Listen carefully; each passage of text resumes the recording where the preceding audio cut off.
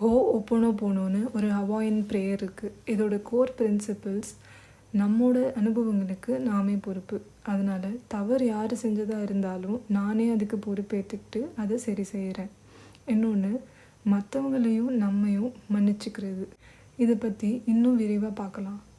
இந்த ஓப்போனோப்போ ப்ரேயரில் 4 வார்த்தைகள் யூஸ் பண்ணுவாங்க. I am sorry, please forgive me, thank you, I love you. தமிழில் சொல்லணும்னா, நான் வருந்துகிறேன், என்னை மன்னியுங்கள், நன்றி, நான் உங்களை நேசிக்கிறேன். உங்களுக்கு ரொம்ப பிடிச்சவங்க மேலே ஒருத்தவங்க குப்பையை கொட்டிட்டு போயிடுறாங்க. அப்போது நீங்கள் என்ன சொல்லுவீங்க? அவன் தானே கொட்டினான், அவன் தான் வந்து க்ளீன் பண்ணணும் அப்படின்னு சொல்லுவீங்களா? இல்லை, ஆளாக ஓடி போய் நீங்கள் தான் அதை சரி செய்வீங்க. அதே தான் இங்கே நம்ம சாரி சொல்கிறதும் அதுக்காக தான். ஐம் சாரி அப்படின்னு சொல்லும் போது நீங்கள் யாரை நினச்சி சொல்கிறீங்களோ அவங்களுக்குள்ளே இருக்கிற அந்த வருத்தம் அது யாரால் வந்ததாக வேணாலும் இருக்கலாம். ஆனால் அதுக்கு நீங்களே பொறுப்பேற்றுக்கிட்டு அதை நீங்கள் சரி செய்கிறீங்க. யார் சுத்தம் பண்ணால் என்ன, ஆனால் அந்த இடம் நிச்சயமாக சுத்தமாகும் இல்லையா? அதே தான். அது செஞ்சவங்க ஹீல் பண்ணாலும் இல்லை நீங்கள் ஹீல் பண்ணாலும் உங்களுக்கு இந்த மாதிரி ஒரு ஹர்ட் இருக்குது அப்படின்னா அது நீங்களே ஹீல் பண்ணிக்கிட்டாலும் கண்டிப்பாக ஹீல் ஆக தான் போகுது. அது அந்த பர்சனே வந்து தான் செய்யணும் அப்படிங்கிறது இல்லை. நம்மளோட எக்ஸ்பீரியன்ஸஸ்க்கு நம்ம பொறுப்பேற்றுக்கிறோம். அடுத்து, ப்ளீஸ் ஃபர்கிவ் மீ. இது மற்றவங்களை நம்மளை மன்னிக்க சொல்லி கேட்குறது மட்டும் இல்லை, நம்மளை நாமே மன்னிச்சுக்கிறதும் தான்.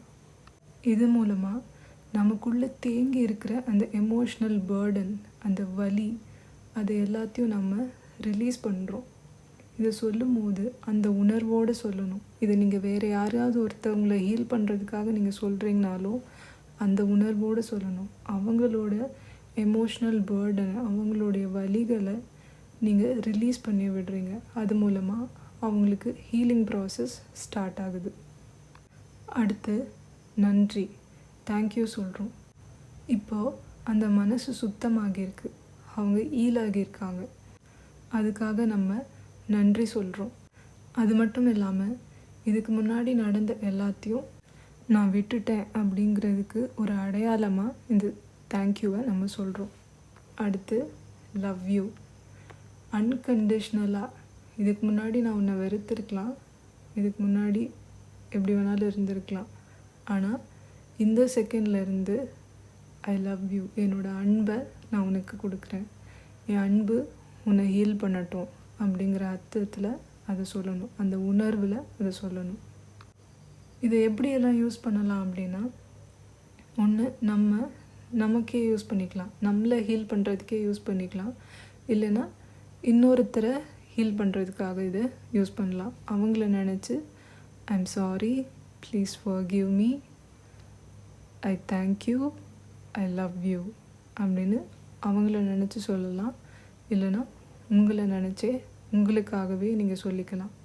உங்களை நீங்களே மன்னிச்சுக்கிறீங்க, உங்களுக்கு நீங்களே ஹீல் பண்ணிக்கிறீங்க, உங்களை நீங்களே நேசிக்க ஆரம்பிக்கிறீங்க.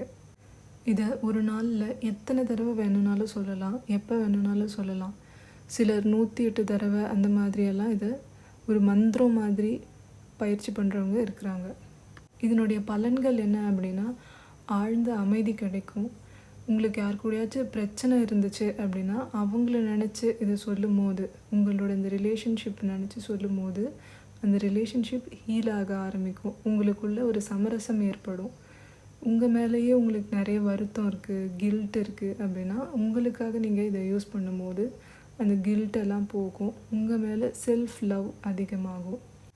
முக்கியமாக நமக்குள்ளே ஸ்டோர் ஆகியிருக்க அந்த நெகட்டிவ் எமோஷன்ஸ், அந்த ஸ்ட்ரெஸ், நெகட்டிவான உணர்வுகள், ட்ராமா, அது எல்லாத்தையும் இது ரிலீஸ் பண்ணி உங்களை ஹீல் பண்ணும்.